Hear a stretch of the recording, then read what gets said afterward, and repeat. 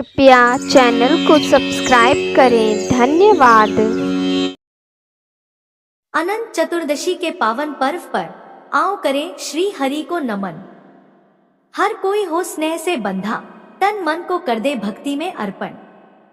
राधे राधे हरे कृष्णा। प्रिय मित्रों, आप सभी को अनंत चतुर्दशी व्रत की हार्दिक शुभकामनाएं। अनंत चतुर्दशी व्रत को अनंत चौदस के नाम से भी जाना जाता है। प्रत्येक वर्ष भाद्रपद मास के शुक्ल पक्ष की चतुर्दशी तिथि को अनंत चौदस का पर्व मनाया जाता है। इस विशेष दिन पर भगवान अनंत की पूजा अर्चना, व्रत, उपवास आदि किया जाता है। भगवान अनंत भगवान श्री हरि विष्णु का ही एक स्वरूप है, जो अनंत सुख, समृद्धि और खुशहाली प्रदान करने वाले माने जाते हैं। चतुर्मास में भगवान विष्णु शेषनाग की शया पर अनंत शयन में रहते हैं। अनंत भगवान ने ही वामन अवतार में 2 पग में ही तीनों लोकों को नाप लिया था। इनके ना तो आदि का पता है और ना ही अंत का, इसलिए भी यह अनंत भगवान कहलाते हैं। अतः इनके पूजन से जातक के सभी दुख और कष्ट समाप्त हो जाते हैं। मान्यता है कि 14 साल तक लगातार अनंत चतुर्दशी का व्रत रखने से जातक को विष्णु लोक की प्राप्ति होती है। अनंत चतुर्दशी के दिन भगवान की पूजा करके अनंत सूत्र बांधा जाता है। इस सूत्र को पुरुष दाहिने हाथ में और स्त्री बाएं हाथ में बांधती है। कहते हैं कि इस अनंत सूत्र को बांधने मात्र से व्यक्ति के जीवन में सभी ग्रह नक्षत्र ठीक हो जाते हैं।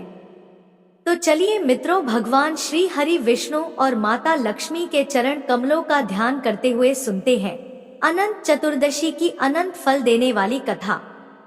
एक समय की बात है, महाराज युधिष्ठिर ने अपने नगर में राजसूय यज्ञ का आयोजन करवाया था। उस समय यज्ञ मंडप का निर्माण अत्यंत सुंदर तो था ही, बल्कि अद्भुत भी था। वह यज्ञ मंडप इतना मनोरम था कि जल व थल की भिन्नता प्रतीत ही नहीं होती थी।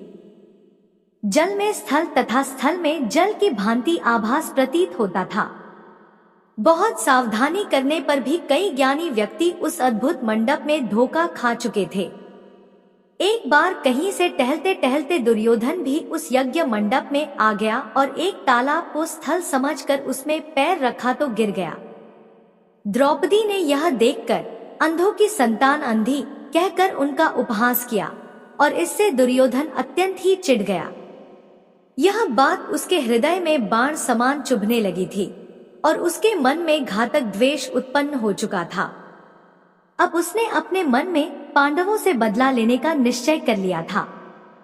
दुर्योधन के मस्तिष्क में उस अपमान का बदला लेने के लिए तरह तरह के विचार उपजने लगे और इसी अपमान का बदला लेने के लिए उसने अपने मामा शकुनी के साथ मिलकर उसने पांडवों को द्यूत क्रीड़ा में हराकर अपने अपमान का बदला लेने की योजना बनाई।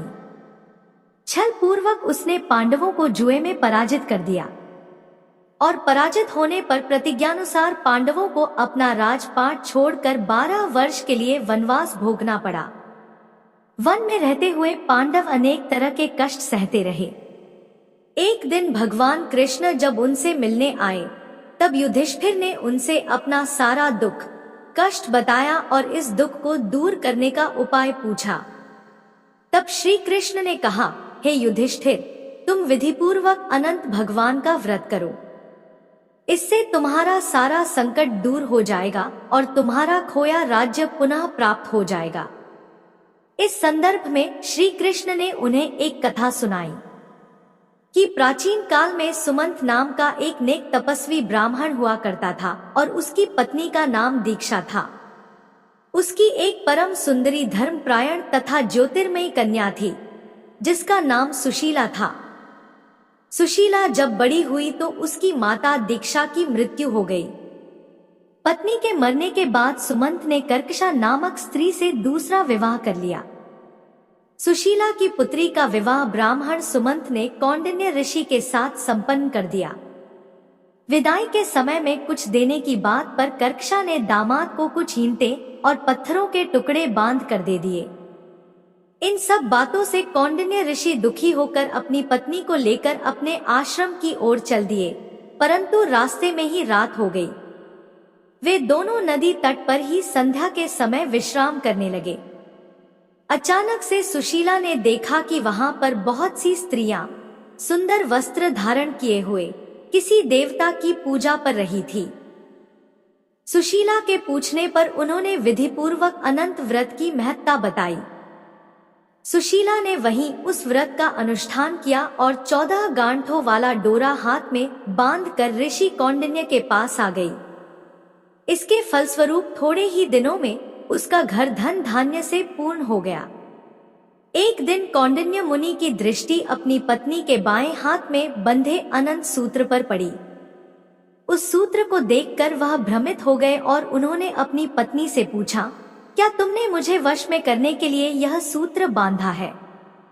सुशीला ने विनम्रतापूर्वक उत्तर दिया, नहीं स्वामी, यह अनंत भगवान का पवित्र सूत्र है। परंतु ऐश्वर्य के मद में अंधे हो चुके कौंडिन्य ने अपनी पत्नी की सही बात को भी गलत समझा और अनंत सूत्र को जादू मंत्र वाला वशीकरण करने का डोरा समझकर तोड़ दिया तथा उसे आग में डालकर जला दिया। ऐसा कृत्य करने से भगवान अनंत जी का अपमान हुआ और वो क्रोधित हो गए और इस जघन्य कर्म का परिणाम भी शीघ्र ही सामने आ गया। परिणामतः ऋषि कौंडिन्य की सारी संपत्ति नष्ट हो गई और अब वो अत्यंत ही दुखी रहने लगे। अब तो वो दोनों पति पत्नी दीनहीन स्थिति में जीवन यापन करने के लिए विवश हो गए।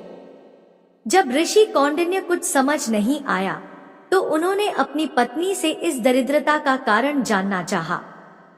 सुशीला ने अपने पति को अनंत भगवान का डोरा जलाने की बात का स्मरण करवाया और कहा कि यह सब आपके कारण ही हुआ है। न आप भगवान अनंत का अपमान करते और न ही हमारे साथ ऐसा होता। पश्चाताप करते हुए ऋषि कौंडिन्य अनंत डोरे की प्राप्ति के लिए वन में चले गए। उन्हें रास्ते में जो मिलता वे उससे अनंत देव का पता पूछते जाते थे। बहुत खोजने पर भी कौंडिन्य मुनि को जब अनंत भगवान का साक्षात्कार नहीं हुआ तब वे निराश होकर प्राण त्यागने को चले गए। तभी एक वृद्ध ब्राह्मण ने आकर उन्हें आत्महत्या करने से रोक दिया और एक गुफा में ले जाकर चतुर्भुज अनंत देव का दर्शन कराया। तब अनंत भगवान प्रकट होकर बोले, हे कौंडिन्य, तुमने मेरा तिरस्कार किया था, उसी से तुम्हें इतना कष्ट भोगना पड़ा। तुम दुखी हुए और अब तुमने पश्चाताप किया है। मैं तुमसे प्रसन्न हूँ। अब तुम घर जाकर विधिपूर्वक अनंत चतुर्दशी का व्रत करो। 14 वर्ष पर्यंत व्रत करने से तुम्हारा दुख दूर हो जाएगा और तुम धन धान्य से संपन्न हो जाओगे। कौंडिन्य ने वैसा ही किया और उन्हें 14 वर्षों के भीतर ही सारे दुख और क्लेशों से मुक्ति मिल गई। अब तो श्री कृष्ण की आज्ञा से युधिष्ठिर ने भी अनंत भगवान का व्रत किया और जिसके प्रभाव से पांडव महाभारत के युद्ध में विजयी हुए तथा चिरकाल तक राज्य करते रहे। कथा समाप्त हुई। बोलिए मित्रों, श्रीमन नारायण नारायण हरि हरि, श्रीमन नारायण नारायण हरि हरि।